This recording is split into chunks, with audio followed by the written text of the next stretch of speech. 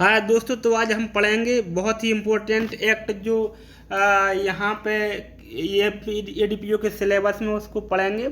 इसका नाम है लैंगिक अपराधों से बालकों का संरक्षण अधिनियम 2012 और इसको पॉक्सो एक्ट भी कहा जाता है क्योंकि इसका इंग्लिश में नाम है protection of children from sexual offence.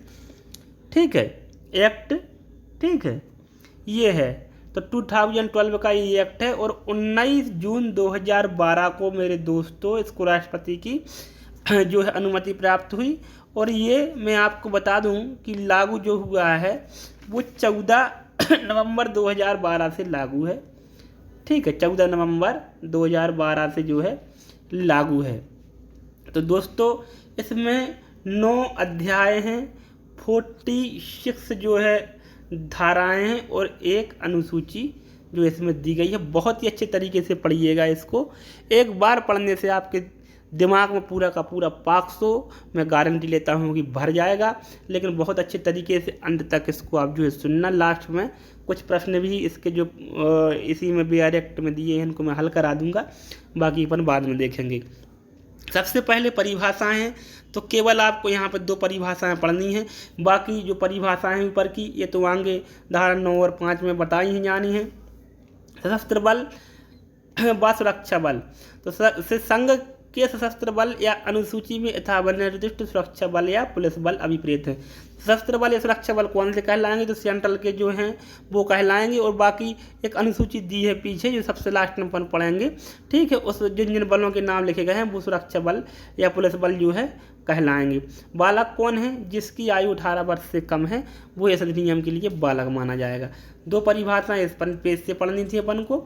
और ये यहाँ पे DA यानी घ का पढ़नी है। तो बालक संबंधी अश्लील साहित्य क्या कहलाएगा। बालक संबंधी अश्लील साहित्य से किसी बालक को सम्मिलित करते हुए लैंगिक संबंध बनाने के आचरण का कोई भी दृश्य चित्रण अभिप्रेत है।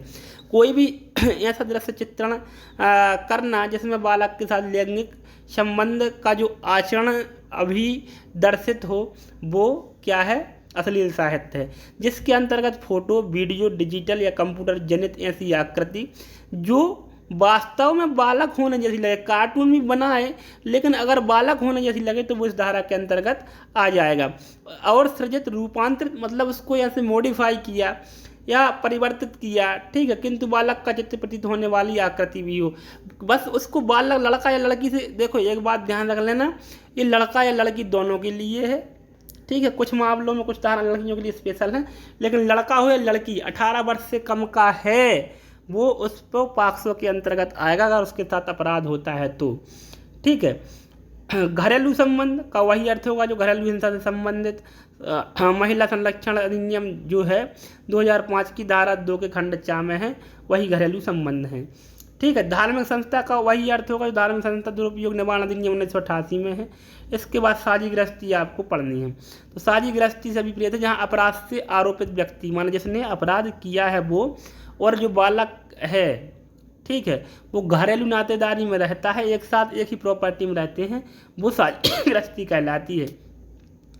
इसके बाद आपको ये ध्यान रखना है कि उपधारा 2 में एक ये बताया गया है, उपधारा 2 की 2 में ये बताया गया है कि अगर कोई शब्द यहाँ पे परिभाषित नहीं है और उसका वो शब्द या उसका अर्थ CRPC, ठीक है, जुवेनाइल जस्टिस या IT एक्ट में कहीं भी बताया गया है तो उसका भी यहीं पे अर्थ माना जाएगा। एक अध्याय समाप्त हुआ, अपन पढ़ते हैं अगला अध्याय, बालकों के विरुद्ध लैंगिक अपराध। ठीक है, तो ABC ऐसे करके हैं, तो A में 2 धाराएं हैं, B में 2 धाराएं, C में 2 धाराएं, ऐसे पढ़ेंगे अपन। तो प्रवेशन, लैंगिक हमला और उसके लिए दंड 3 और 4 धाराएं हैं।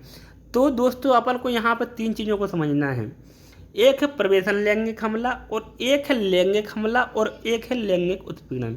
तो प्रवेशन लैंगिक हमला जो है इसमें प्रवेशन आवश्यक होता है, यानी शरीर के या लिंग के मतलब बालक के किसी पार्ट में अंदर प्रवेश होना आवश्यक होता है, जो प्रवेशन लैंगिक हमला है। इसको अभी अच्छे से पढ़ लेंगे अपन। और जो लैंगिक हमला होता है इसमें केवल लैंगिक संबंध बनाने के आशय से जो है शारीरिक संपर्क होता है, भले ही स्तन, योनि मूत्र मार्ग, गुदा या मुंह या शरीर के किसी अन्य भाग को जो लैंगिक हमला होगा, जिसको हम आगे पढ़ेंगे, ठीक है, 5 में पढ़ेंगे, तो वो क्या है दोस्तों कि वो हमला है, लैंगिक हमला है, ठीक है, जिसमें स्पर्श हुआ है लेकिन प्रवेशन नहीं हुआ है, और जिसमें प्रवेशन होता है वो प्रवेशन लैंगिक हमला कहलाता है। और उत्पीड़न वो होता है जिसमें ना संपर्क होता है ना प्रवेशन होता है, मात्र उसको लुभाया जाता है या देख के उसके मन में कामोत्तेजना बढ़ाई जाती है, ठीक है, अंग विक्षेपण द्वारा, फोटो चित्रण द्वारा दिखा के, ठीक है, जैसे कल ने पोर्न फिल्म में दिखा के, ऐसा कुछ करके। तो ये 3 चीज़ें हैं, इनको आप समझ लें। और ये सामान्य और गुरुतर, तो गुरुतर वो होता है जो बड़ा हुआ होता है। गुरुतर की एक परिभाषा मैं आपको पढ़ा दूंगा अभी 5 में सॉरी, हम इसको आपको पढ़ लेंगे 4 या 5 में, जहाँ भी होगा अभी देखते हैं उसको, आगे 5 में होगा शायद। तो जो गुरुतर होगा, ठीक है, गुरुतर होता है बड़ा हुआ। जैसे एक बालक है, उसके साथ एक सामान्य व्यक्ति अपराध करेगा तो उसके लिए सामान्य प्रवेशन लैंगिक हमला कहलाएगा। मान लो उसके साथ पेनिट्रेशन कर दिया, ठीक है, और यही अगर 4 लोग मिलकर करें तो ये अपराध गंभीर हो जाएगा, गुरुतर हो जाएगा। कोई पुलिस वाला करे, अभी रक्षा में है, कोई जेल वाला करे, कोई अस्पताल वाला करे, कोई शिक्षक करे, ठीक है। ऐसे ही जब वो गर्भवती हो जाए, मानसिक या शारीरिक रूप से सशक्त थी, 12 वर्ष से कम की थी, ऐसी ही बहुत सारी कंडीशन से अगर वो उसमें किया जाता है तो वो गुरुतर हो जाता है, उसको जो है वर्धित यानी बड़ा हुआ दंड जो है मिलने का प्रावधान है। तो हम अब पढ़ें धारा 3 प्रवेशन लैंगिक हमला क्या है। तो कोई व्यक्ति प्रवेशन लैंगिक हमला करता है, यह कहा जाता है यदि वह, तो कब कहा जाएगा कि ये प्रवेशन लैंगिक हमला हुआ है। तो पढ़ते हैं ए, अपना लिंग, कोई व्यक्ति अपना लिंग होता है जो उसका पेनिस होता है, किसी भी सीमा तक किसी बालक की योनि, किसी भी सीमा तक, यहाँ पर सीमा आवश्यक नहीं है कि मतलब इतना जो है प्रवेशन हुआ अंदर तक, तो जरा सा भी हो या बहुत ज़्यादा हो उससे कोई फर्क नहीं पड़ता है। अपना लिंग किसी भी सीमा तक किसी बालक की योनि, जो वेजिना होती है, ठीक है, जननांग जिसे कहते हैं, जहाँ से बच्चे पैदा होते हैं, मोह, मूत्रवार मार्ग, ये मूत्रवाहिनी होती है, और गुदा में प्रवेश करता है, या बालक से उसके साथ या किसी अन्य व्यक्ति के साथ ऐसा करवाता है। या तो बालक के इन सब चीज़ों में पेनिट्रेशन करता है, ठीक है, या बालक से खुद के शरीर में करवाता है या किसी अन्य व्यक्ति के शरीर में करवाता है, ठीक, या अन्य व्यक्ति के द्वारा बालक के साथ करवाता है, तो ये माना जाएगा कि उसने प्रवेशन लैंगिक हमला किया है। दूसरी परिभाषा है किसी वस्तु या शरीर के किसी ऐसे भाग को जो लिंग नहीं है, किसी वस्तु या शरीर के ऐसे भाग को, कोई वस्तु है या शरीर का ऐसा भाग है जो क्या है मतलब लिंग नहीं, जैसे उंगली, अंगूठा या कुछ भी शरीर का कोई भी भाग, कोहनी, ठीक है, या फिर कोई भी अन्य वस्तु, ठीक है, जो किसी सीमा तक बालक की योनि, मूत्र मार्ग या गुदा में घुसेड़ता है, ठीक है, या बालक से उसके साथ या किसी अन्य व्यक्ति के साथ ऐसा करवाता है, ठीक है, वही सेम का सेम है, ठीक है। सी, बालक के शरीर के किसी भाग के साथ ऐसा विचालन करता है, इस तरीके से उसके शरीर को अपने ऊपर रखता है, अपने शरीर को उसको रखता है, हिलाता डुलाता है, जिससे बालक की योनि, मूत्र मार्ग, गुदा या शरीर के किसी भाग में प्रवेश कर सके, इस तरीके से उसको बिठाता या हिलाता या डुलाता है, ठीक है, या बालक से ऐसा उसके साथ या किसी अन्य व्यक्ति के साथ ऐसा करवाता है। तो ये सब क्या माना जाएगा, ये सब माना जाएगा कि ये सब जो है प्रवेशन लैंगिक हमला है। बालक के लिंग, योनि, गुदा या मूत्र मार्ग पर अपना मुँह लगाता है, मुँह लगाना भी ये माना जाएगा कि पेनिट्रेशन हो गया है और ये प्रवेशन लैंगिक हमला माना जाएगा, मतलब रेप की श्रेणी में ये आ जाएगा, बलात्कार की श्रेणी में। या ऐसे व्यक्ति या किसी अन्य व्यक्ति के साथ बालक से ऐसा करवाता है, या तो खुद लगाता है या किसी व्यक्ति से उस पर लगवाता है, या ठीक है, या बालक से लगाने को बोलता है, ठीक है, ये सब जो है इसके अंतर्गत आते हैं। अब इसके लिए दंड देख लें अपन 4 में। अब ये सामान्य प्रवेशन लैंगिक हमले की बात हो रही, गुरुतर नहीं है, गुरुतर अभी 5 में पढ़ेंगे अपन, और 6 में उसका दंड पढ़ेंगे। तो प्रवेशन लैंगिक हमले के लिए दंड जो कोई प्रवेशन लैंगिक हमला करेगा वह दोनों में से किसी भांति की कारावास से जिसकी अवधि 10 वर्ष से कम की नहीं होगी। कितनी सजा होगी? 10 वर्ष से कम की होने का तो कोई प्रावधान नहीं है, किंतु जो आजीवन कारावास तक की हो सकेगी दंडित किया जाएगा और जुर्माने से भी दंडित किया जाएगा। ये सजा का प्रावधान है, बिल्कुल संशोधित है, पूरा का पूरा संशोधन के बाद ये एक्ट में आपको पढ़ा रहा हूँ, कहीं कोई डाउट नहीं है। जो कोई 16 वर्ष से कम आयु के किसी बालक पर प्रवेशन लैंगिक हमला करेगा वह कारावास से, देखो सामान्य व्यक्ति की बात हो रही है, अगर 16 से 18 साल के बीच के बालक के साथ हो रहा है तो कम से कम 10 साल की, और 16 साल से कम का है तो 20 वर्ष से कम की नहीं होगी और आजीवन कारावास तक होगी, ठीक है, और शेष प्राकृतिक जीवन काल वो जो है माना जाएगा, ठीक है।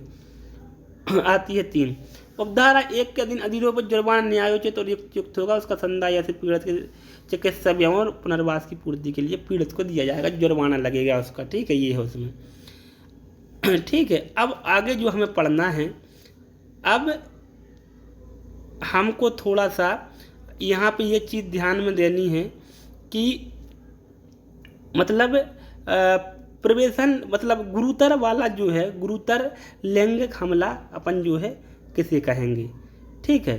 तो गुरुतर प्रवेशन लैंगिक हमला के लिए जो है हम इसको पढ़ते हैं, ठीक है। तो धारा 5 में गुरुतर प्रवेशन लैंगिक हमला को बताया गया है, ठीक है, कि धारा 5 में गुरुतर प्रवेशन लैंगिक हमला है, और जो कोई इसके अंतर्गत अपराध करेगा उसको दोस्तों कहाँ सज़ा मिलेगी, धारा 6 में सज़ा जो है मिल जाएगी, ठीक है। ये बी आ गया है यहाँ पे, ये भी है इसके पहले, जो कोई पुलिस अधिकारी होते हुए किसी बालक पर, तो यहाँ पे वो पेज आ नहीं पाया है इसलिए मैं आपको यहीं से पढ़ा देता हूँ कि जो कोई पुलिस अधिकारी होते हुए किसी बालक पर पुलिस थाने में, इसको आप पढ़ लेना थोड़ा सा एक्ट से, कि पुलिस थाने में अपनी अभिरक्षा में अपनी थाने की सीमाओं के अंदर अगर वो वही काम करता है जो सामान्य व्यक्ति करता है तो गुरुतर जो है माना जाएगा, ठीक है। बी में है जो कोई सशस्त्र वाले सुरक्षा बल सदस्य होते हुए, कोई सदस्य होती हुई सेना का, ठीक है, और अपनी ड्यूटी के समय जो है करेगा, तो इसको आप एक बार पढ़ लेना, ये भी स्क्रीनशॉट लेके, ठीक है, हमला करता है, ये और पढ़ लेना आप, अभी मैं आपको लास्ट में स्क्रीनशॉट उसमें जोड़ दूंगा या डाल दूंगा, ठीक है, या कमेंट में डाल दूंगा, ठीक है। जो कोई लोक सेवक होती है किसी बालक पर प्रवेशन लैंगिक हमला करेगा तो वो भी गुरुतर माना जाएगा, ठीक है। अब डी में बताया गया है जेल वालों के लिए, जेल में कोई व्यक्ति है अभी अच्छा में है, बालक है, उसके साथ अगर ऐसा करता है अपनी सीमाओं के अंदर करता है, ये सब करता है, कोई अस्पताल वाला करता है, शैक्षणिक संस्था में कोई होता है, सामूहिक होता है, जैसे 2 या 2 से अधिक व्यक्ति करते हैं, ठीक है, हथियार वगैरह लेके करता है, उस पर एसिड डालता है, गर्म पानी डालता है, ये सब उसके साथ करता है तो भी गुरुतर माना जाएगा। घोर प्रतिकारक करता है, ठीक है, शारीरिक से नुकसान करते हुए उसकी जननेंद्रिय क्षति करते हुए प्रवेशन लैंगिक हमला करता है, मारपीट भी कर रहा है, या उसकी जो जननेंद्रिय हैं या पेनिस है या उसका गुदा, ये मूत्र मार्ग है, गुदा है, या मतलब योनि है, कुछ भी है, मतलब इस तरीके से उसको क्षतिकारक कर रहे हैं आप। जैसे कभी कभी अपन ने वहाँ सुना था वो सरिया वगैरह वगैरह जो है उसके अंदर को सिर दिया था दिल्ली में, उसी को लेके ये सब जो है संशोधन हुए हैं, ठीक है। जो कोई किसी बालक पर लैंगिक हमला करता है, जैसे मान लो बालक की जो है बालक था वो मानसिक रूप से या शारीरिक रूप से अस्वस्थ था, उसका फायदा उठाते हुए अगर कोई करता है तो भी गुरुतर माना जाएगा, ठीक है। कोई लड़की है, अगर वो लड़की है कोई और उसके प्रवेशन से वो गर्भवती हो जाती है तो भी ये माना जाएगा कि ये गुरुतर प्रवेशन लैंगिक हमला है, ठीक है। कोई विषाणु उत्पन्न हो गया, जैसे मान लो किसी व्यक्ति को कोरोना था और वो किसी लड़की के साथ या लड़के के साथ पेनिट्रेशन करता है, उससे उसको कोरोना हो जाता है या कोई अन्य ऐसी बीमारी हो जाती है तो भी ये गुरुतर प्रवेशन लैंगिक हमला के अंतर्गत आएगा। ऐसे पेनिट्रेशन से बालक की क्या हो जाती है, मृत्यु हो जाती है, ठीक है, तो भी इसके अंतर्गत आएगा, ठीक है। बालक के बार बार करता है, 1 बार किया, 2 बार किया, 4 बार किया, बार बार उसका रेप कर रहे हो तो भी जो है 12 वर्ष से कम आयु की बच्ची है या लड़का है तब भी क्या माना जाएगा, ये गुरुतर माना जाएगा, ठीक है। और नातेदारी में कोई चाचा कर रहा है, भाई कर रहा है, मामा कर रहा है, फूफा कर रहे हैं तो ऐसे में भी ये गुरुतर माना जाएगा, ठीक है। कोई सेवा प्रदान करने वाली संस्था का स्वामी या कर्मचारी वृंद है, जैसे मान लो अपने ये होते हैं अनाथालय वगैरह या कहीं हॉस्टल्स वगैरह के ये लोग करें तब भी, ठीक है। जो कोई किसी बालक के न्यासी माने ट्रस्टी है ये सब लोग करें, ठीक है। जब पता है कि बालिका गर्भ से है उसके बाद भी उसके साथ किया जाता है तो ये गुरुतर हो जाएगा। ठीक है। जो कोई बालक पर प्रवेशन लैंगिक हमला करता है वो बालक की हत्या करने का प्रयास करता है, वो माना जाएगा। जब कोई दंगा वगैरह होता है और दंगे का फ़ायदा उठा के कोई रेप करता है किसी 18 वर्ष से कम के आयु के बच्चे के साथ तो वो गुरुतर माना जाएगा। ठीक है। पहले एक बार दोषों से सिद्ध दोष हो चुका है, दोबारा करता है तो भी गुरुतर माना जाएगा। ठीक है। और अगर ये करके उसको मतलब नंगा बोलना चाहिए अपनी भाषा में, व्यवस्था करके घुमाता है, उसका प्रदर्शन करता है, ठीक है, तो ये माना जाएगा कि गुरुतर लैंगिक हमला कहलाता है। एक बार इसको आप अच्छे से पढ़ लेना, ये आपको 3 बार मिलेगा। एक गुरुतर प्रवेशन लैंगिक हमला में मिलेगा, फिर गुरुतर लैंगिक हमला में मिलेगा। ठीक है। और हो सकता है लैंगिक उत्पीड़न में भी आपको देखने को मिल जाए या कहीं और मिल जाए। तो गुरुतर एक बार पढ़ लेना कि गुरुतर क्या कहलाता है, तो आपके दिमाग में फीडिंग हो जाएगी कि गुरुतर ये कहलाता है। इसको रटने की आवश्यकता नहीं है, बहुत ज़्यादा पढ़ने की आवश्यकता नहीं है, आप खुद समझ जाओगे कि ये गुरुतर है एक बार पढ़ने के बाद। ठीक है। तो अब गुरुतर प्रवेशन लैंगिक हमले के लिए दंड है धारा 6 में। जो कोई गुरुतर प्रवेशन लैंगिक हमला करेगा वह कठिन कारावास जिसकी अवधि 20 वर्ष से कम नहीं होगी किंतु जो आजीवन कारावास तक हो सकेगी। और आजीवन कारावास का मतलब टिल दी डेथ, शेष प्राकृतिक जीवन काल तक माना जाएगा। और मृत्यु दंड से भी दंडित किया जा सकता है। तो धारा 6 में भैया फांसी तक की सजा है, ये सुन लो आप। ठीक है। जुर्माना उन दोनों के लिए दिया ही जाएगा, कोई बात ही नहीं है। अब लैंगिक हमला क्या कहलाता है, अभी अपन ने प्रवेशन लैंगिक हमला पढ़ा, अब लैंगिक हमला और उसके लिए दंड पढ़ेंगे। तो लैंगिक हमला जो कोई लैंगिक आशा से बालक की योनि, लैंगिक आशा से, आशा क्या होना चाहिए, लैंगिक माने उसके साथ सेक्स करने का। ठीक है। जो कोई लैंगिक आशा से बालक की योनि, लिंग, गुदा या स्तनों को स्पर्श करता है, योनि, लिंग, गुदा या स्तनों को स्पर्श करता है, या बालक से ऐसे व्यक्ति किसी अन्य व्यक्ति की योनि, अब बालक से बोल रहा भैया कि तुम टच करो इसको, योनि, लिंग, गुदा या स्तन का स्पर्श करता है, या लैंगिक आशा से ऐसा कोई अन्य कार्य करता है जिसमें प्रवेशन किए बिना, यहाँ प्रवेशन किए बिना, प्रवेशन हो गया तो भैया ऊपर चले जाओगे, लफड़ा बन जाएगा। ये थोड़ा सा कम श्रेणी का अपराध है कि ये बिना शारीरिक संपर्क अंतर्ग्रस्त होता है, शारीरिक संपर्क अंतर्ग्रस्त होता है, प्रवेशन किए बिना लैंगिक हमला करता है, यह कहा जाता है। शारीरिक संपर्क तो इसमें होता है लेकिन प्रवेशन नहीं होता है, प्रवेशन होगा तो प्रवेशन लैंगिक हमला हो जाएगा। ठीक है। अब तो कोई बात नहीं, लैंगिक हमले की दंड कितना है, तो 3 वर्ष से कम नहीं होगा किंतु 5 वर्ष तक का हो सकेगा, ये सामान्य है। अब गुरुतर लैंगिक हमला वही जो ये ऊपर की लाइन है, मैंने बस कहा था आपसे कि वो वहाँ पर लिख नहीं पाई धारा, जिसको पढ़ लेना है आप, यही उसमें लिखा है। ठीक है। यही उसमें लिखा है पुलिस वालों के संबंध में, फिर बी में सदस्य वाले, तो उसको एक बार आपने पढ़ ही लिया है तो वही सब लोग अगर करते हैं वही कंडीशन बनती है तो गुरुतर माना जाएगा। और इसके लिए धारा 10 में दंड है। ठीक है। तो हम धारा 10 में जो है इसके लिए दंड का प्रावधान देखते हैं। ठीक है, कि धारा 10 में आखिर है क्या। धारा 10 गुरुतर लैंगिक हमले के लिए दंड। जो कोई गुरुतर लैंगिक हमला करेगा वह दोनों में से किसी भांति कारावास से जिसकी अवधि 5 वर्ष से कम नहीं होगी किंतु जो 7 वर्ष तक हो सकेगी दंडित किया जाएगा। वो जुर्माने से भी जो है क्या होगा, दंडित होगा। ठीक है। 5 वर्ष से कम नहीं होगी, वो 7 वर्ष तक, क्योंकि ये गुरुतर है, बढ़ गया, वहाँ 3 से 5 थी, यहाँ पे 5 से 7 हो गई। ठीक है। अब इसके बाद हमें करना क्या है, इसके बाद अब हमें अगली धारा पढ़नी है, धारा 11। अब देखेंगे इसका। ठीक है। ये अगला नंबर लैंगिक उत्पीड़न और उसके लिए दंड। तो लैंगिक उत्पीड़न क्या है, मैंने पहले कहा था कि इसमें ना संपर्क होगा और ना प्रवेशन होगा। कोई व्यक्ति किसी बालक पर लैंगिक उत्पीड़न करता है, कहा जाता है। ठीक है। यह कब कहा जाता है दोस्तों, ठीक है, जब ऐसे व्यक्ति लैंगिक आशय से, आशा क्या होना, लैंगिक आशय से कोई शब्द कहता है, कोई ध्वनि या अंग विक्षेप करता है, या कोई वस्तु या शरीर का भाग इस आशय के साथ प्रदर्शित करता है कि बालक द्वारा ऐसा शब्द या ध्वनि सुनी जाए या ऐसा अंग विक्षेप वस्तु या शरीर का भाग देखा जाए। कोई वस्तु, ध्वनि या शरीर का भाग या कोई अन्य चीज़ ऐसी की इस तरीके से प्रदर्शित करता है कि वो उस व्यक्ति बालक द्वारा जो है क्या है, देखी जाए। सेकंड जो इसका नंबर है, किसी बालक को उसके शरीर या कोई भाग प्रदर्शित, देखो वहाँ पे खुद प्रदर्शित कर रहा था, यहाँ पर उसके शरीर के भाग को प्रदर्शित करवाता है जिससे उसके ऐसे व्यक्ति किसी अन्य व्यक्ति द्वारा देखा जा सके। ठीक है।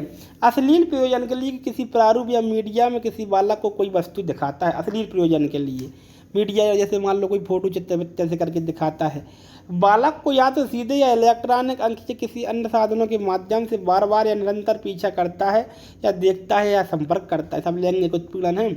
बालक के शरीर के किसी भाग या लैंगिक कहते हैं बालक के अंतर्गत होने का इलेक्ट्रॉनिक फिल्म या अंकी या किसी अन्य पद्धति के माध्यम से वास्तविक या गढ़े का चित्रण को मीडिया किसी रूप में उपयोग करने की धमकी देता है या असली प्रयोजन के लिए किसी बालक को प्रलोभन देता है या उसके लिए पारितोषण देता है।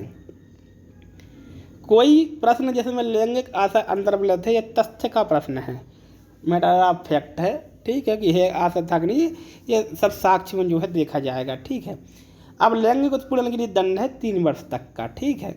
तो यहाँ पे हमने जो है धारा 3 से और धारा 12 तक अध्याय 2 पढ़ा। अब अगला अपना अध्याय पढ़ेंगे, अध्याय 3 अश्लील प्रयोजनों के लिए बालक का उपयोग और उसके लिए दंड।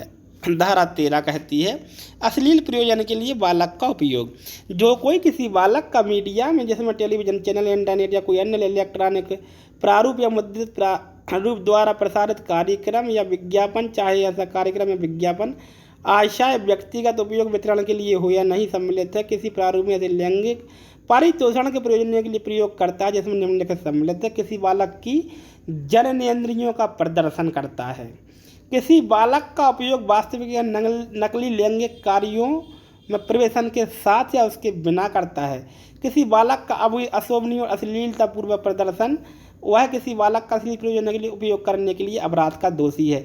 जो बालक के फ़ोटो वगैरह ऐसे छापता है जिसमें प्रवेशन दिखता है या नहीं दिखता है, लेकिन उसका मतलब इस तरीके से है कि बालक की जननेंद्रियों का जो है प्रदर्शन होता है, जैसे योनि और लिंग वगैरह का, ठीक है, ठीक है, ये सब चीज़ें उसमें आती हैं।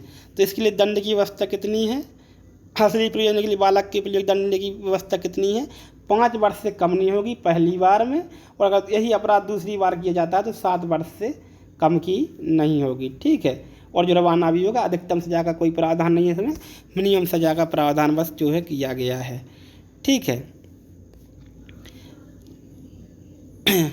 अब इसके बाद उपधारा 2 भी इसकी जो है देख लेते हैं। जो कोई उपधारा 1 के अधीन असली प्रयोजन के लिए किसी बालक या बालकों का उपयोग करके ऐसे असली कृत्यों में प्रत्यक्ष रूप से भाग लेकर धारा 3, 5, 7, 9 में निर्दिष्ट कोई अपराध करेगा, वह उक्त अपराधों के लिए धारा 1 में उपबंध दंड के अतिरिक्त के अनुसार 4, 6, 8, 10 के अधीन भी जो है दंडित किया जाएगा, ठीक है, प्रत्यक्ष रूप से जो भाग लेगा, ठीक है। तो इसको भी आपको थोड़ा ध्यान में रख लेना। बालकों को सम्मिलित करने वाली अश्लील सामग्री के भंडारण के लिए दंड, जो इसका क्या करेगा, संग्रह करेगा, ठीक है।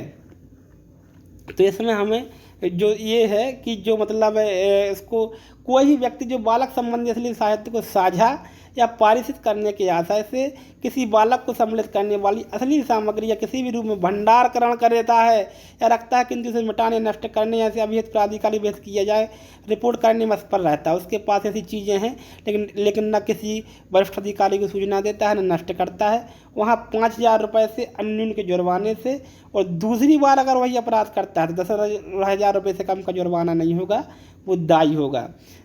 कोई व्यक्ति जो किसी बालक को सम्मिलित करने वाली असली सामग्री की रिपोर्टिंग के ऐसे प्रयोजन के सिवा जो भेद किया जाए किसी भी समय किसी भी रीति से पारेषण या प्रदर्शन या प्रचार या वितरण करता है और न्यायालय में उसका साक्ष्य के रूप में उपयोग करता है, किसी भी भांति कारावास जिसकी अवधि 3 वर्ष तक हो सकेगी या जुर्माने से दोनों से दंडित किया जाएगा। कहीं भी अगर प्रचारित प्रसारित करता है, ठीक है, केवल रिपोर्टिंग, अगर दिखाने ले जाता है ऑफिसर के यहाँ तो वो अपराध नहीं है, बाकी तो अपराध है, ठीक है। तो 3 वर्ष तक की सजा, ये कोई इम्पोर्टेंट नहीं है, फिर भी आप जो है एक बार पढ़ लेना, ठीक है। लेकिन जो वाणिज्यिक प्रयोजन के लिए रखता है, वाणिज्यिक प्रयोजन मतलब उसको बेच के पैसा कमाना चाहता है, ठीक है, तो ऐसी स्थिति में 3 वर्ष से कम की सजा नहीं होगी, वो 5 वर्ष तक की हो सकेगी, ठीक है। और दूसरी ओर पश्चातवर्ती 2 स्थिति में 5 वर्ष से कम नहीं होगी किंतु 7 वर्ष तक हो सकेगी, ठीक है। ये जो है यहाँ पर धारा 15 समाप्त हो जाती है। अगला आता है अध्याय 4, वहाँ पे हमने 3 धाराएं पढ़ी, 13, 14, 15। किसी अपराध का दुष्प्रेरण उसको करने के लिए दंड, तो धारा 16 कहती है किसी अपराध का दुष्प्रेरण अपन ने पहले ही पढ़ा 3 प्रकार से होता है। एक तो उकसाने के द्वारा होता है, ठीक है। दूसरा होता है आपराधिक षड्यंत्र द्वारा, और तीसरा होता है शासकीय सहायता के द्वारा। तीन में से कोई भी एक काम कोई व्यक्ति अगर अपराध कराने में करता है तो ये माना जाता है कि उसने दुष्प्रेरण किया है। ठीक है। अब स्पष्टीकरण 1, 2, 3 जो थोड़ा सा अपन देख लेते हैं। कोई व्यक्ति जो जानबूझकर दुर्व्यवहार द्वारा या तात्विक तथ्य से प्रकट करने के लिए वो आबद्ध है, जानबूझकर छिपाता है, जो बताना चाहिए उसे, स्वेच्छा किसी अपराध किए जाने कार्य से प्राप्त करता है तो वह कार्य से प्राप्त करने का प्रयत्न करता है, वह उस अपराध का किया न उकसाता है, यह कहा जाता है। ये उकसाना कहलाया जाएगा। अगर वो उसको कोई जानकारी वो नहीं देता है, जानबूझ के छुपा जाता है, तो ये माना जाएगा कि उसने उसको जो है उकसाया है। स्पष्टीकरण 2, जो कोई या तो किसी कार्य किए जाने से पूर्व या किसी किए जाने के समय उस कार्य किए जाने को सुकर बनाने के लिए, कब तक, जब तक वो कार्य नहीं किया गया है तब तक, या कार्य किया जा रहा है उसी समय, बाद में नहीं, सुकर बनाने के लिए उसकी सहायता करता है, यह कहा जाता है। कोई भी काम करता है, जैसे मान लो उनने कहा कि चलो ठीक है, हम जो है आप बच्चे का रेप करो और हम देखते हैं कोई आता है तो हम आपको फ़ोन कर देंगे, थोड़ी दूर बैठे हैं, इस तरीके से। ठीक है। या हमने कहा चलो हम रस्सी ले चलते हैं, आप उसको बांध के करना, या कुछ भी ऐसी जो है, ठीक है, सामग्री उपलब्ध कराना या कुछ भी, या बच्चे को पकड़ना, तो ये सब क्या है, ये शासकीय सहायता है। ठीक है। स्पष्टीकरण 3, जो कोई किसी बालक को इस अधिनियम के दिन किसी अपराध के प्रयोजन के लिए धमकी या बल प्रयोग या प्रपीड़न के अन्य रूप, अपहरण, कपट, प्रवंचना, शक्ति या स्थिति के दुरुपयोग, वैधता या संदेह को देने या प्राप्त करने, यानी व्यक्ति पर नियंत्रण रखने वाले किसी व्यक्ति की सहमति प्राप्त करने के लिए फायदों के माध्यम से नियोजित करता है, आश्रय देता है, इन सब करने की आशा से क्या करता है, उन्हें आश्रय देता है या काम पर लगाता है, नियोजित करता है, उसे प्राप्त या परिवहन करता है, उस कार्य करने में सहायता करता है, यह कहा जाता है। दुष्प्रेरण तो अपन ने पढ़ लिया। दुष्प्रेरण के लिए दंड क्या है, अगर यदि वह दुष्प्रेरण के परिणाम स्वरूप वह काम हो जाता है जिसका दुष्प्रेरण किया है, तो वह उसी दंड से दंडित किया जाएगा जो उस अपराध के लिए उपबंधित है। जैसे मान लो प्रवेशन लैंगिक हमला का दुष्प्रेरण किया, वो हो गया, तो जो सजा अपराधी को मिलेगी वही इसको भी मिलेगी। ठीक है। स्पष्टीकरण, कोई यदि कार्य या अपराध दुष्प्रेरण के परिणाम स्वरूप किया गया तब कहा जाता है जब वह उस उकसाहट के परिणाम स्वरूप या उस षड्यंत्र के अनुसरण में या उस सहायता से किया जाता है जिसके दुष्प्रेरण घटित होता है। मान लो उसी सहायता से वो काम होना चाहिए, ठीक है, या उसी दुष्प्रेरण के माध्यम से वो काम होना चाहिए। किसी अपराध को प्रयत्न करने के लिए दंड यहाँ पे है प्रयास, हो नहीं पाया, प्रवेशन लैंगिक हमला करना था लेकिन हो नहीं पाया, बच गया, कोई आ गया, वो भाग गया, बच्चा, लड़का या लड़की, ठीक है, तो ये प्रयत्न करने के लिए दंड आधा है। ठीक है। अगर आजीवन कारावास है तो उसका आधा, या फिर जो उस अपराध के लिए अधिकतम सजा का प्रावधान है, ठीक है, उसका जो है आधे तक की सजा प्रयास करने वाले को दी जाएगी। ठीक है। अध्याय 5 आता है मामलों की रिपोर्ट करने के लिए प्रक्रिया, अपराधों की रिपोर्ट करना।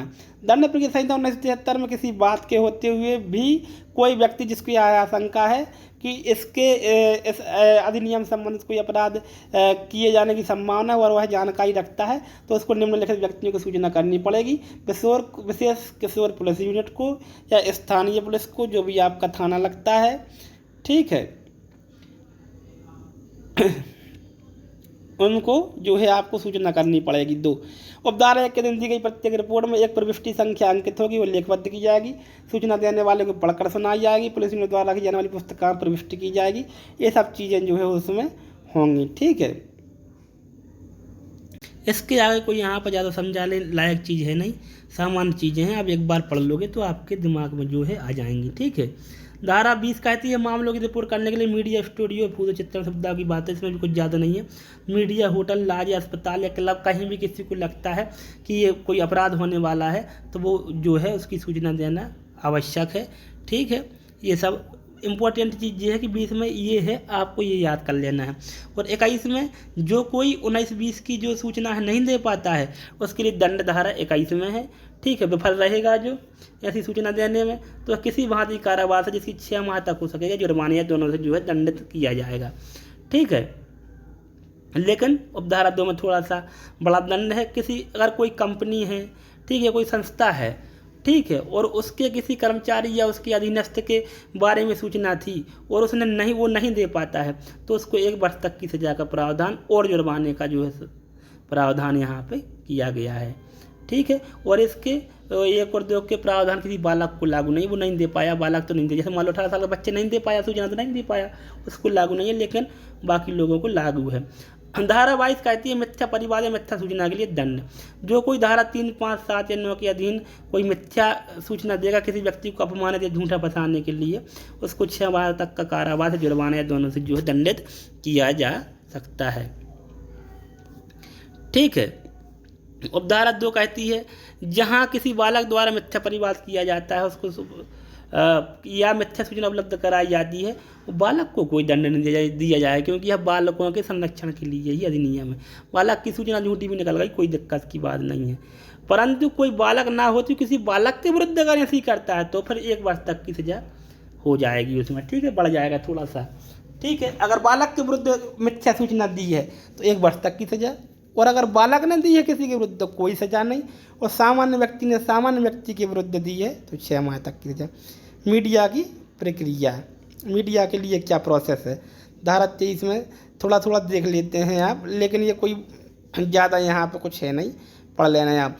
कोई व्यक्ति किसी प्रकार के मीडिया स्टूडियो या फोटो चित्रण संबंधी सुविधाओं से कोई पूर्ण या अधिक प्रमाणित सूचना रखे बिना किसी की बालक के संबंध में कोई रिपोर्ट नहीं करेगा, ना कोई ऐसी टीका टिप्पणी करेगा जिससे उसकी जो है प्राइवेसी निजता का उल्लंघन होता हो। ठीक है, बच्चे की मतलब पड़ोस विद्यालय या कोई भी ऐसी अन्य चीज़ नहीं बताएगा जिससे उसकी जो है पहचान स्पष्ट ना होती हो। जब तक न्यायालय ये ना समझे कि ये बालक के हित में है ऐसा करना, तब तक कोई ही मीडिया कर्मी ऐसा जो है नहीं कर पाएगा। ठीक है, और जो इसका उल्लंघन करेगा उसको 6 माह से कम की सजा नहीं होगी और 1 वर्ष तक की हो सकेगी, या जुर्माना या दोनों से जो है दंडित किया जाएगा। ठीक है, ये 23 है, ज़्यादा इंपॉर्टेंट है नहीं, फिर भी एक बार पढ़ लेना। मीडिया से प्रोसेस कहाँ है 23 में। सेक्शन तो आपको हर पढ़ ही लेनी, किस सेक्शन में क्या है, अंदर का मटेरियल आप एक बार ही पढ़ोगे तो आपको याद रह जाएगा। अध्याय 6 आता है बालक के कथनों का अभिलिखित करने के लिए प्रक्रिया। बालक के कथन का अभिलिखित किया जाना। बालक के कथन को बालक के निवास स्थान या ऐसे स्थान पर जहां वह साधारणतया निवास करता है या उसकी पसंद के स्थान पर अर्थात उप निरीक्षक की पंक्ति से अन्य किसी महिला पदाधिकारी द्वारा अभिलिखित किया जाएगा, या तो उसके निवास स्थान पर या उसकी पसंद के स्थान पर जहाँ साधारणतया वो रहता है वहाँ पर किए जाएंगे। और ऐसा ठीक है, SI से नीचे की नहीं होगी, वो महिला जो है होगी, चाहे वो पीड़ित लड़का हो या लड़की हो, 18 वर्ष से कम का बच्चा हो, उसके बयान लेगी कौन, महिला ही लेगी। बालक के कथन को अभिलिखित किया जाते समय पुलिस अधिकारी वर्दी में नहीं होगा, सामान्य ड्रेस में होगा। अन्वेषण करने वाला पुलिस अधिकारी बालक की परीक्षा करते समय यह सुनिश्चित करेगा कि बालक किसी भी समय अभियुक्त के किसी प्रकार संपर्क में नहीं, अभियुक्त को दूर रखना है। ठीक है, क्योंकि बच्चा जो है डर ना जाए। ठीक है, नंबर 4 आता है किसी बालक को किसी भी कारण से रात्रि में पुलिस स्टेशन में निरुद्ध नहीं किया जाएगा। ठीक है, पुलिस अधिकारी यह सुनिश्चित करेंगे कि बालक की पहचान पब्लिक मीडिया में तब तक संरक्षित रखी जाए जब तक कि विशेष न्यायालय द्वारा अन्यथा निर्देशित न किया जाए। मजिस्ट्रेट द्वारा बालक के कथनों का अभिलेखन, तो मजिस्ट्रेट 164 के कथन लेता है, वो लेगा ज्यों कि त्यों लेगा। और बच्चा अगर चाहता है, ठीक है, कि उसके माँ बाप या कोई अन्य व्यक्ति उसके साथ रहे तो वो भी वहाँ पर जो है साथ में रहेगा, कोई दिक्कत की बात नहीं है। ठीक है, और लेकिन जो अभियुक्त होगा जिसने आरोप किया उसके अधिवक्ता का वहाँ पर उपस्थित वो जो है नहीं होगा, वो यहाँ पे लागू नहीं होगा, अकेले बच्चा जाके जो है देगा बयान। ठीक है, ये सब इसमें है, ज़्यादा कुछ है नहीं। अभिलिखित किए जाने वाले कथन के संबंध में अतिरिक्त उपबंध। ठीक है, यथार्थी मजिस्ट्रेट या पुलिस अधिकारी बालक के माता पिता या किसी अन्य व्यक्ति जिसमें बालक के भरोसा है उपस्थिति में बालक द्वारा बोले गए अनुसार कथन अभिलिखित करेगा, उनकी उपस्थिति में करेगा। ठीक है, जहां आवश्यक है यथार्थी मजिस्ट्रेट पुलिस अधिकारी बालक का कथन अभिलिखित करते समय किसी अनुवादक या किसी दुभाषीय के लिए, जो मतलब 2-3 भाषाएं जानता है, ट्रांसलेशन कर देगा, उसको भी जो है बुला सकता है। ठीक है, ये सब चीज़ें हैं, यहाँ पर कोई जो है आवश्यक नहीं है, इसको एक बार पढ़ लेना। अभिलिखित तो बंद 26 में दिए गए हैं, ये याद जरूर कर लेना। बालक की चिकित्सीय परीक्षा 27 में है, ये भी बस इतना ही पढ़ना है आपको। आगे आता है अध्याय 7 विशेष न्यायालय। ये इम्पोर्टेंट थोड़ा सा जो है धारा हो जाती है, इसलिए आपको इसको ध्यान में रखना है। विशेष न्यायालय को अभिहित किया जाना धारा 28 में है। त्वरित विचारण उपलब्ध कराने के प्रयोजन के लिए राज्य सरकार उच्च न्यायालय के मुख्य न्यायमूर्ति के परामर्श से, उच्च न्यायालय जो भी उस प्रांत का लगता है, मुख्य न्यायाधीश के परामर्श से राज्य सरकार राजपत्र अधिसूचना प्रत्येक जिला के लिए इस अधिनियम के अधीन अपराधों का विचारण करने के लिए किसी सेशन न्यायालय को एक विशेष न्यायाधीश के लिए अभिहित करेगी। मतलब सेशन न्यायालय से नीचे का नहीं होगा। सत्य न्यायाधीश या अपन सत्य न्यायाधीश को क्या करेगा, विशेष न्यायाधीश घोषित करेगा, लेकिन मुख्य न्यायमूर्ति के परामर्श से राज्य सरकार करेगी।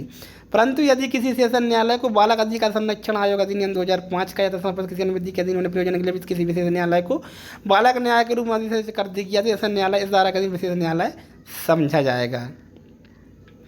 ठीक है। इस अधिनियम के अधीन किसी अपराध का विचारण करने समय कोई विशेष न्यायालय किसी ऐसे अपराध का विचारण भी कर सकेगा जो अभियुक्त को दंड प्रक्रिया संहिता के अधीन उसी विचारण में आरोपित किया जा सकता है। ठीक है। मान लो साथ में कोई दूसरा अपराध भी है जो पॉक्सो के अंतर्गत नहीं आता है एक्ट के अंतर्गत, लेकिन इससे जुड़ा हुआ है तो साथ में प्रोसेस हो जाएगी, कोई दिक्कत की बात नहीं है। इस अधिनियम के अधीन गठित विशेष न्यायालय को सूचना प्रौद्योगिकी के अधीन 2000 में किसी बात की होती हुए भी धारा 67 खा के अधीन बंदों का जहाँ तक भी किसी कृत्य व्यवहार रीति से बाल को चित्रित करने वाली लिंग प्रकटन सामग्री प्रकाशन या पारिश्रम संबंध है या बालकों का ऑनलाइन दुरुपयोग कर बनाते विचारण करने की अधिकारिता होगी। ये यहाँ पर कोई इम्पोर्टेंट जो है नहीं है। कतिपय अपराधों के बारे में अवधारणा ये है कि जब तक सीधा इसको समझ लो, जब तक अपराधी अपने विरुद्ध ये साबित नहीं कर देता है कि उसने अपराध नहीं किया है तो ये सही अवधारणा करके चलेगी कोर्ट की इसने अपराध किया है। ठीक है। अवधारणा करेगा यहाँ पे जो है वर्ड इस्तेमाल किया गया है, इसलिए जो है न्यायालय बाध्य है तब तक उसको दोषी ही माने जाएगा और आपराधिक मानसिक दशा की अवधारणा भी जो है करके चलेगा कोर्ट। ठीक है। जब तक वो साबित ना कर दे कि उसने ऐसा अपराध नहीं किया है। ठीक है। तो ये 2930 हो गई। 31 है विशेष न्यायालय के समक्ष कार्यवाही दंड प्रक्रिया संहिता 1973 का लागू होना। ठीक है।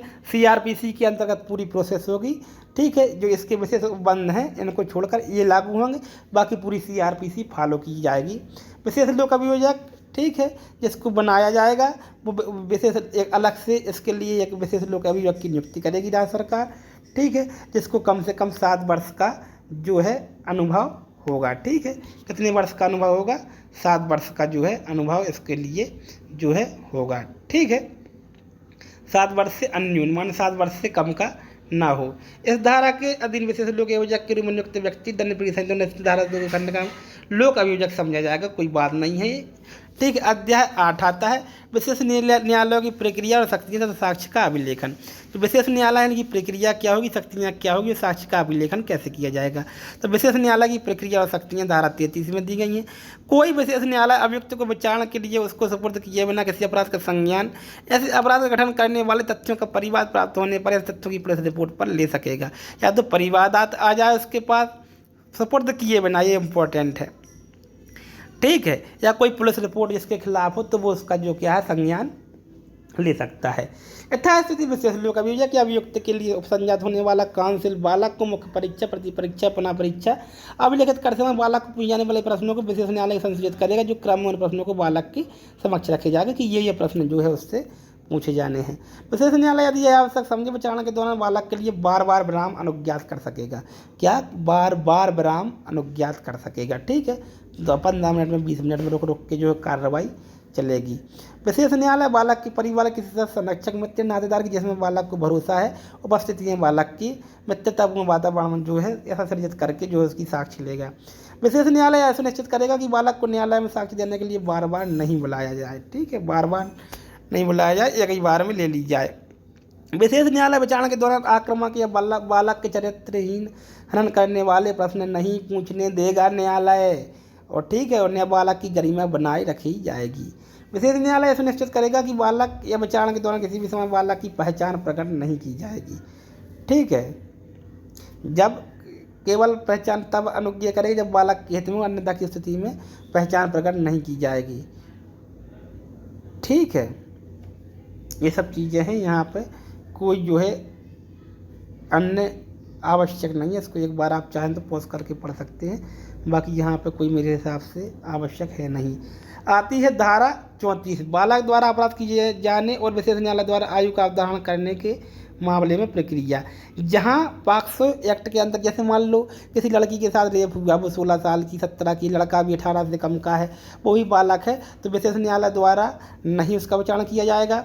विशेष किशोर न्यायालय अधिनियम है जो ये विशेष नहीं, किशोर न्याय अधिनियम है, बाल विधि संशोधन 2015 है, इसके अंतर्गत उसका विचारण किया जाएगा और आयु का अवधारण करके जो विशेष न्यायालय है पॉक्सो वाला, उसको मामले को वहाँ पर ट्रांसफ़र कर देगा। आती है धारा 35, बालक के साक्ष्य को अभिलिखित और मामले का निपटारा करने के लिए अवधि। तो इसमें जो है कि 1 वर्ष तक की अवधि के अंदर जो है विशेष न्यायालय इसको निपटाने का प्रयास करेगा। ठीक है, ठीक है।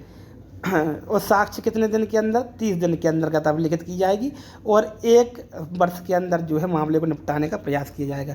साक्ष्य देते समय बालक का अभियुक्त को न देखना। तो दोस्तों इसमें ये है कि बालक नहीं दिखेगा, जब वो उसकी परीक्षा की जाएगी तो वो अभियुक्त नहीं दिखेगा, बालक को। तो उसमें क्या और उसका वहाँ पर उपस्थित होना भी आवश्यक है। तो कटघरे में खड़ा करके एक पर्दा डाल लेते हैं वहाँ पे। ठीक है, आप लोग कोर्ट गए हों या ना गए हों, आपने बंद करने की कार्रवाई देखी हो ना, मैं बताता हूँ। एक कटघरा में खड़ा करके एक पर्दा डाल देते हैं ताकि बालक को उसका चेहरा ना दिखे और वो सुन भी पाए कि बालक क्या बोल रहा है और उसका अधिवक्ता क्या प्रश्न उस बालक से पूछ रहा है। अब धारा 2, धारा 1 प्रयोजन के विशेष न्यायालय बालक कथन वीडियो कॉन्फ्रेंस के माध्यम से भी ले सकता है। विचारण बंद कमरे में होगा। ठीक है, बालक जिसको चाहे, बालक की उपस्थिति में माता पिता या अन्य व्यक्ति रहेंगे, अन्य कोई नहीं रहेगा वहाँ पे, और बंद कमरे में जो है कैमरा प्रोसीडिंग में उसकी जो है ट्रायल होगी। ठीक है, बालक का अभिलेख साक्ष्य अभिलेखित करते वक्त विशेष सहायता लेना, कोई विशेषज्ञ की सहायता या जो भाषाओं का ट्रांसलेशन जानते हो, अगर आवश्यक पड़े तो न्यायालय उसकी जो है सहायता ले सकता है। ठीक है, इस तरीके से जो है हम आ जाते हैं अब अगले अध्याय पे आ जाएंगे हम। ठीक है, ये यहाँ पे जो है अगर वो शारीरिक रूप से निःशक्त वगैरह है बालक, तो उसको लिए भी उसकी शिक्षा के अन्य व्यक्तियों की सहायता ली जा सकती है, कोई इम्पोर्टेंट नहीं है। अध्याय 9 देखते हैं, प्रकीर्ण दोस्तों जो होता है आपको पता है, बचा हुआ जो है कहलाता है भाग, जो किसी अध्याय में सम्मिलित नहीं हुआ।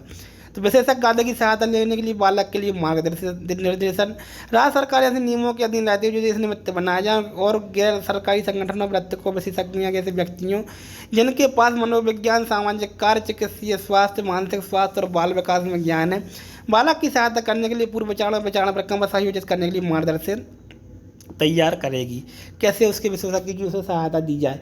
विधिक काउंसिल की सहायता लेने का बालक का अधिकार धारा 40 को चाहे तो अपनी पसंद का जो है अधिवक्ता लगा सकता है और वो वहाँ पे खड़ा रहेगा। ठीक है, कतिपय मामलों में ये नहीं है कि लोग अभियोजक ही काम करेगा, पूरा का पूरा काम तो वही करेगा, ऐसा नहीं कि दूसरा अधिवक्ता वो लगा ही नहीं सकता बच्चा, तो वो भी अपना लगा सकता है। धारा 40 में उसको जो है उसके माता पिता लगा देंगे, कोई वकील वो खड़ा रहेगा।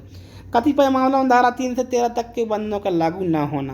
धारा 3 से 13 तक जिसमें सम्मिलित तक के बंध बालक की चिकित्सीय परीक्षा या चिकित्सीय उपचार की दशा में तब लागू नहीं जब जैसे चिकित्सा परीक्षा चिकित्सीय उपचार से माता संरक्षक की सहमति से किए जा रहे हों।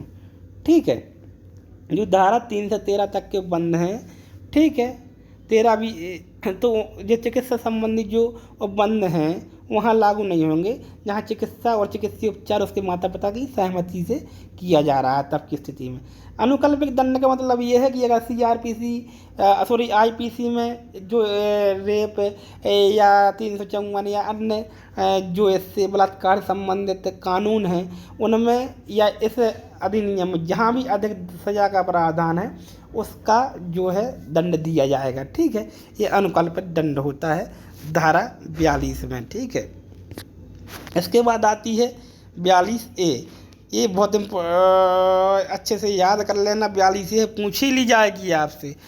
अधिनियम का किसी अन्य विधि की अल्पकीकरण में ना होना। अगर अन्य विधि में भी कहीं सजा का प्रावधान है, अन्य जगह वो जाता है, तो किसी भी विधि को ये कम नहीं करता है। ठीक है, अधिनियम के बारे में लोक जागरूकता। केंद्र सरकार और सरकार प्रत्येक राज्य सरकार यह सुनिश्चित करेगी कि इसके जनसाधारण में लोक जागरूकता फैलाई जाए कि ऐसा अधिनियम है ताकि बच्चों के विरुद्ध जो है अपराध कम हो सके। अधिनियम के क्रियान्वयन की मॉनिटरी 44 में केवल इतनी पढ़ना है, हमें इसको ज़्यादा दिमाग नहीं लगाना। नियम बना नहीं सकती केंद्र सरकार की है। ठीक है, और अगली जो लास्ट धारा है वो धारा 46 है। कठिनाइयों को दूर करने की शक्ति भी केंद्र सरकार के पास है। इस तरीके से हमने अधिनियम पूरा पढ़ लिया है और ये अनुसूची है, इसको आप एक बार रीड कर लेना चाहें तो कौन कौन सा सबसे बल में आता है, जैसे मैंने वहाँ पर बताया था 2C में जो परिभाषा थी, तो ये एक अनुसूची है धारा 2 के हिसाब से, तो इसको आप पढ़ लेना। अब हम थोड़े से इसके क्वेश्चन आंसर लगा लें ताकि हमें जो थोड़ा सा हमारा हल्का हल्का जो है हम रिवीजन कर लें। तो विगत वर्षों में जो पूछे गए हैं प्रश्न उन्हीं के बारे में अपन थोड़ा सा चर्चा करेंगे। तो पहला है, भारत के संविधान से ही प्रश्न आ गया है हमें, कौन सा अनुच्छेद अन्य बातों के साथ राज्य को बालक के लिए विशेष बंद करने के लिए सशक्त करता है?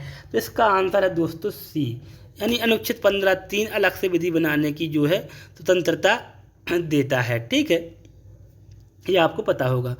संयुक्त राष्ट्र की महासभा द्वारा अंगीकृत बालकों के अधिकारों से संबंधित अभिसमय को जो बालक के सर्वोत्तम हितों को सुरक्षित करने के लिए सभी राज्य पक्षकारों द्वारा पालन किए जाने वाले मानकों को विहित करता है, भारत सरकार किस तारीख को अंगीकृत किया?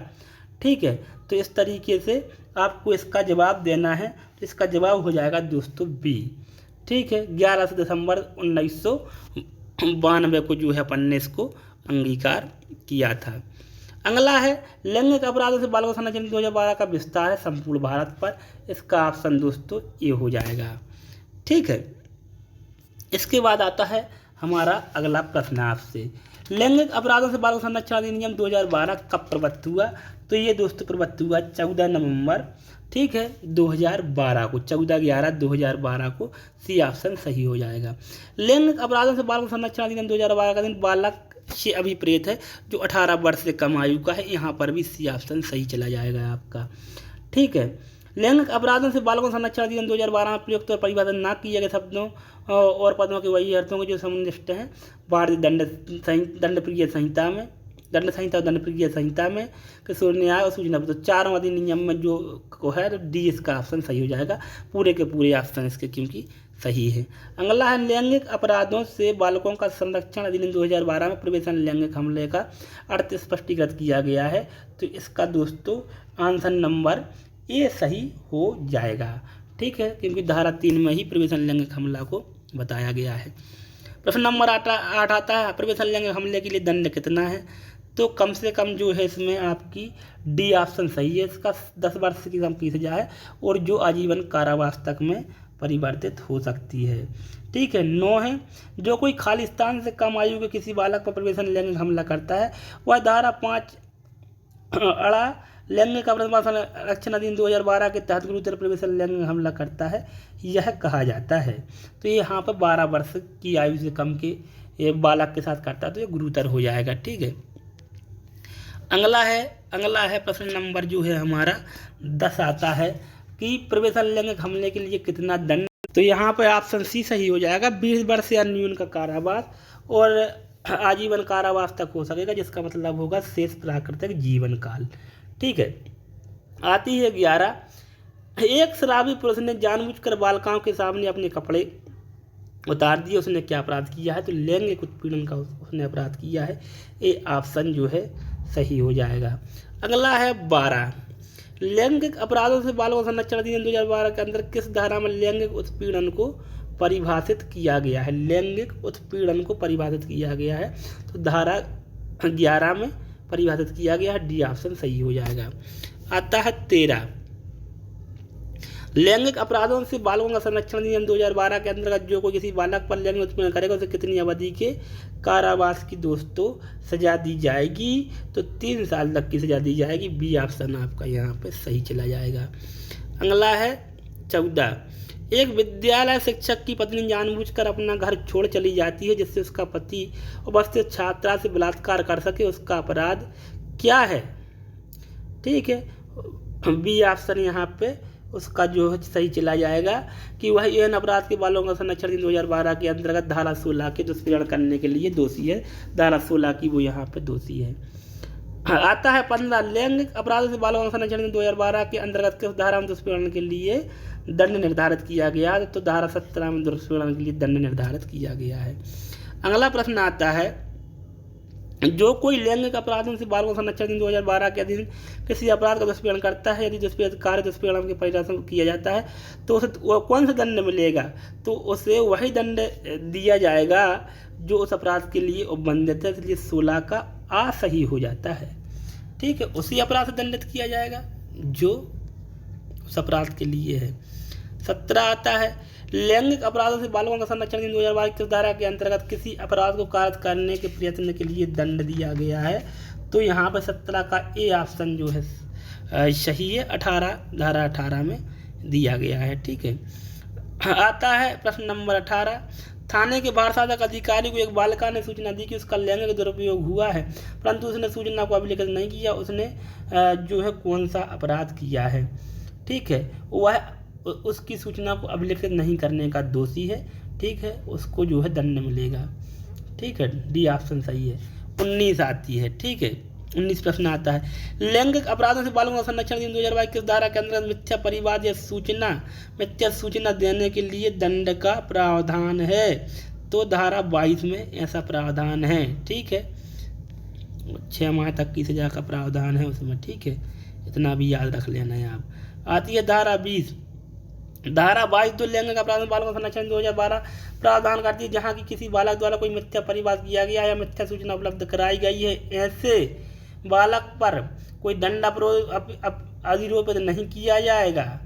ठीक है, यही ऑप्शन जो है सही है इसका, और बालक को यह धारा लागू नहीं होती है, ऐसा वहाँ पे लिखा है, तो ए हो जाएगा।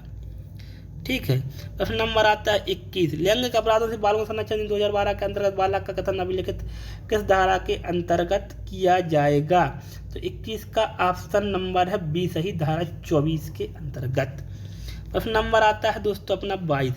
लैंगिक हमले से पीड़ित बच्चे कथन को अभिलिखित करने वाले अधिकारी का स्तर अन्यून होगा, उप निरीक्षक पुलिस से नीचे का जो है नहीं होगा। तो इसका जो है 22 का बी ऑप्शन आपका सही चला जाएगा। अगला है प्रश्न नंबर 23। ठीक है, निम्न में से कौन सा पुलिस अधिकारी लैंगिक अपराधों से बालकों का संरक्षण 2012 की धारा 24 के अंतर्गत बालक कथन अभिलिखित करने हेतु अधिकृत है? ठीक है, तो सी ऑप्शन सही चला जाएगा। उप निरीक्षक की पंक्ति से अन्यून महिला पुलिस अधिकारी महिला होनी चाहिए और एसआई से कम नहीं होना चाहिए। ठीक है, अगला है 24 नंबर का प्रश्न है लैंगिक अपराधों से बालकों का संरक्षण 2012 के अंतर्गत निम्न में से कौन सी शर्तों का पालन बालक से परीक्षण अथवा उसके बयान अभिलेखित करते समय की जानी चाहिए? तो ये सभी शर्तों का कि उसके निवास पर हो। ठीक है, उपनिरीक्षक से कम पंक्ति के महिला से कम महिला ले और वो एसआई से कम ना हो। ठीक है, और अभियुक्त जो किसी भी संपर्क में नहीं है, तो डी ऑप्शन यहाँ पे सही हो जाता है दोस्तों। ठीक है, अगला प्रश्न है प्रश्न नंबर 25। ठीक है, तो 25 क्या है कि लैंगिक अपराधों से बालकों का संरक्षण अधिनियम 2012 की धारा 25 के अनुसार दंड प्रक्रिया संहिता की धारा 164 के अंतर्गत मजिस्ट्रेट द्वारा दर्ज किए जाने वाले बालक का कथन जो है, ठीक है, अभियुक्त के अधिवक्ता की उपस्थिति में दर्ज नहीं किया जाएगा। ठीक है, ये है, तो बी ऑप्शन इसका सही है। अगला है 26। इन अपराधों से बालकों का संरक्षण 2012 के अंतर्गत अपराधों का विचारण किया जाएगा। ठीक है, तो विशेष न्यायालय द्वारा किया जाएगा। 26 का जो है डी सही है। 27 का लैंगिक अपराधों से बालकों का संरक्षण अधिनियम 2012 के अंतर्गत अपराध विचारणीय है, तो विशेष न्यायालय द्वारा। 27 का जो है आ ऑप्शन दोस्तों यहाँ पे सही है। 28 आती है लैंगिक अपराधों से बालकों का संरक्षण 2012 की धारा 29 कतिपय अपराधों के बारे में अवधारणा जो है वो कैसी है? ठीक है, तो ये है खंडनीय अवधारणा है। खंडनीय अवधारणा क्या कहलाती है? अगर उसका खंडन करने का मौका दिया जाता है, अगर सामने वाला जो अभियुक्त है वो यह साबित कर देता है कि उसने अपराध नहीं किया है, तो दोषी नहीं माना जाएगा। जब तक वो साबित नहीं करेगा तब तक माना जाएगा दोषी। ये तो खंडनीय है, उसको खंडन करने का अवसर दिया जाएगा। प्रश्न नंबर 29। लैंगिक अपराधों से बालकों का संरक्षण 2012 की धारा 30 के बजाय किसी तथ्य का साबित किया जाना जो है कहा जाएगा।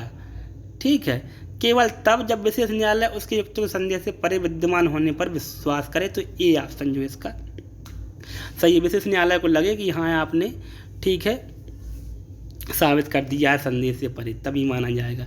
30 आता है लैंगिक अपराधों से बालकों का संरक्षण 2012 के अंतर्गत विशेष न्यायालय के समक्ष कार्रवाई किस अधिनियम के अंतर्गत की जाएंगी? CRPC दंड प्रक्रिया संहिता के अंतर्गत की जाएंगी, तो उसमें ऐसा लिखा हुआ है। ठीक है, अगला प्रश्न आता है 31 नंबर का जो हमारा प्रश्न है। ठीक है, लैंगिक अपराधों से बालकों का संरक्षण अधिनियम 2012 के अंतर्गत विशेष न्यायालय के समक्ष कौन कार्रवाई संचालन करेगा? तो विशेष लोक अभियोजक करेगा। इसका नंबर हो जाता है सी नंबर जो है सही हो जाता है 31 का। अगला आता है 32, लैंगिक अपराधों से बालकों का संरक्षण दिन 2012 के दिन विशेष लोक अभियोजक के रूप में नियुक्त किए जाने के लिए कोई व्यक्ति केवल तभी पात्र होगा यदि उसने 7 वर्ष का अनुभव जो है प्राप्त कर लिया है। 7 वर्ष से कम का अनुभव है तो नहीं बनेगा। धारा 32 का भी जो है सी ऑप्शन सही हो जाता है। धारा 32 प्रश्न नंबर 32 का। 33 आता है, लैंगिक अपराधों से बालकों का संरक्षण दिन 2012 के अंदर कोई विशेष न्यायालय किसी अपराध का संज्ञान ले सकेगा। ठीक है, तो कब ले सकेगा? तो इसका नंबर ऑप्शन नंबर बी सही है। मजिस्ट्रेट द्वारा आरोपी की विचारणा के लिए सुपुर्द किए बिना भी जो है ले सकता है। ये इसका ऑप्शन नंबर बी सही है। अगला आता है 34 नंबर का प्रश्न आता है हमारा कि लैंगिक अपराधों से बालकों का संरक्षण 2012 के अंदर विशेष लोक न्यायालय अपराध का संज्ञान लेने के कितने दिनों के अंदर विचारणा पूर्ण करने का प्रयास करेगा? तो 1 वर्ष के अंदर। डी ऑप्शन इसका सही हो जाता है। आता है 35, लैंगिक अपराधों के बालकों का संरक्षण 2012 के अंदर किस धारा में बालकों को विधिक व्यवसाय की सहायता लेने का अधिकार जो है दिया गया है? तो धारा 40 में यह अधिकार दिया गया। डी ऑप्शन सही हो जाता है। अगला है 36, लैंगिक अपराधों से बालकों का संरक्षण 2012 की निम्नलिखित कौन सी धारा दंड विधि संशोधन 2000 की गई है? तो इसमें है जो 36 का ऑप्शन नंबर है धारा 42। ठीक है, 42 बी ऑप्शन सही है। पॉक्सो अधिनियम 2012 की धारा 43 प्रावधान करती है। ठीक है, तो ये करती है अधिनियम के बारे में लोक जागरूकता का। इस तरीके से हमने ये कुछ इंपॉर्टेंट प्रश्न देखे। जब प्रश्न सीरीज लगाएंगे तो इसमें बहुत सारे प्रश्न लगाएंगे अपन बुक से। ये जो वीआर एक्ट में दिए थे वो मैंने लगवा दिए हैं, तो आप इसको पूरा अच्छे से पढ़ लें। और दोस्तों बहुत बहुत धन्यवाद। Good night.